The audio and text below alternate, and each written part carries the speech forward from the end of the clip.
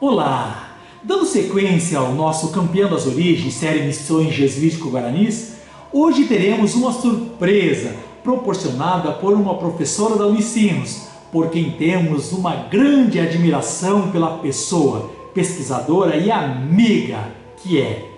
O assunto a ser tratado será sobre as missões jesuítico-guaranis enquanto campo interdisciplinar de estudos.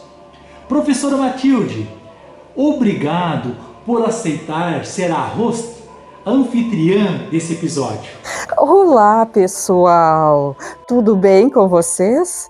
Hoje nós estamos recebendo uma participação especial aqui na série Campeã das Origens. É a professora Maria Cristina. Seja bem-vinda, professora. Já aproveito que a senhora está aqui para fazer uma perguntinha.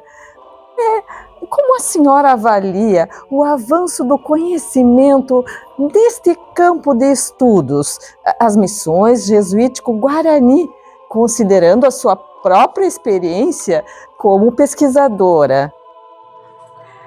Olá a todos, é um prazer estar aqui com vocês, participando desse projeto tão importante.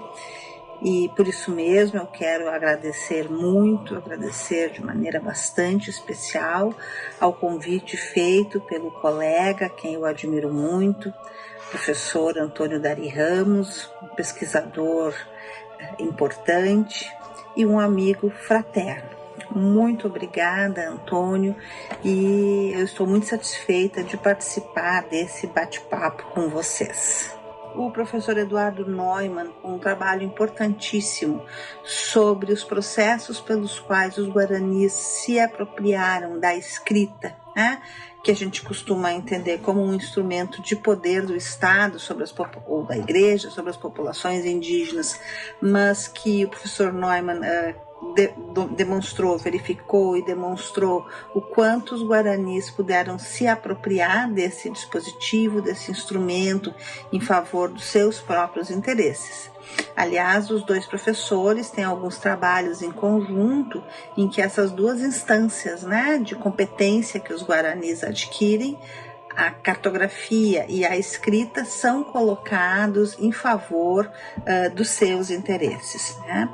Eu poderia lembrar também a professora Eliane Fleck, com seus estudos sobre temas relativos à doença, à morte, nas reduções, e o próprio professor Antônio Dari, que foi orientando da professora Fleck, com seus estudos sobre as mortificações, né? Sobre o significado das mortificações, tal como eram praticadas nas reduções.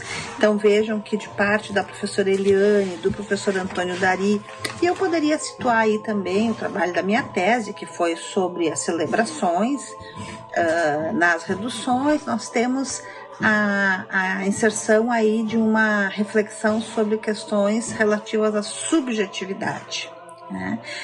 E, além disso, um outro elemento que eu considero essencial diz respeito à introdução de uma reflexão, de um pensamento crítico, analítico sobre o tema da recepção, né?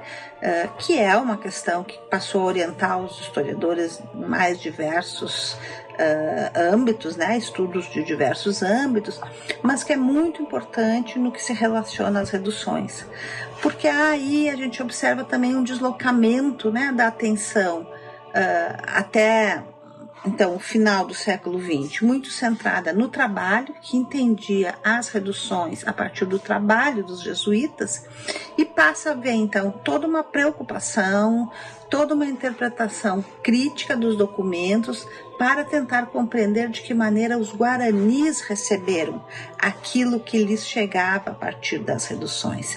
E aí os trabalhos passam a não ser só sobre a questão, exclusivamente sobre a questão da catequese, da evangelização, para alcançar diversos outros âmbitos, né?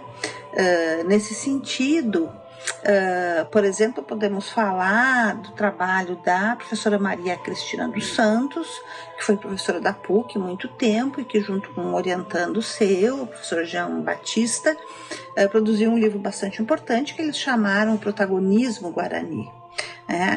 trazendo esse conceito, né, que junto à ideia de agency, de ação política consciente, passaram também a tensionar as elaborações tradicionais que se haviam feito a respeito dos Guarani e das reduções, né? Quero também lembrar que o professor Jean Batista tem também estudos que eu acho bastante significativos e bem atuais sobre temas como gênero e sexualidade, e também um trabalho recente dele em que ele tensiona, ele discute, ele critica o que ele chama de o paradigma Guarani, né? Que é olhar, que significa, que implica em analisar as reduções exclusivamente pensando nas populações Guarani que elas abrigaram. Ou seja, o professor chama atenção para o fato de que outras etnias também estavam presentes nas reduções. E sobre isso há um trabalho importante, né, de um professor da Universidade Federal de Dourados, que é o professor André Luiz Freitas da Silva, sobre a diversidade étnica presente nas reduções. Então, vejam, rapidamente, né, não é aqui lugar para estender demasiadamente essa reflexão, mas eu também não quero ficar citando nomes, não pretendi de maneira nenhuma ser exaustiva aqui, apenas pincei alguns exemplos para tentar evidenciar essa profunda transformação, uma transformação que eu acho muito positiva, uma transformação que trouxe muitos avanços para a compreensão desse tema, que é um tema tão importante, tão fascinante, né, e que ocupa aí o material que é o material de pesquisa de tantos historiadores, que são as reduções, né? Então, para marcar bem a importância de colocar esse evento histórico em contexto, a importância de considerar que estas são missões de Guaranis, e isso faz uma diferença muito significativa, é isso que especifica essas reduções e essa abertura, né, para explorar tantos temas novos que vão se apresentando junto com, né, todo o processo de transformação da investigação no campo da historiografia, junto com todo o avanço teórico e metodológico que é próprio à historiografia em geral, e que traz então uma contribuição muito bacana para o estudo das reduções jesuítico-guaranis, né? Explorando temas como subjetividade, né? E fundamentalmente ressaltando a importância dessa relação, desse diálogo, né, do historiador com aquilo que nos traz a antropologia, né? O que vai significar, então, pensar essa história toda a partir desta base antropológica, como dizia o padre Meliá, a partir desse modo de ser Guarani. Obrigado, Matilde. Obrigado, professora Maria Cristina Bon Martins. Foi uma aula incrível. Espero que tenham gostado do assunto tratado nesse episódio. Até o próximo, quando continuaremos com a prosa com a nossa convidada, Água de EVT. Obrigado.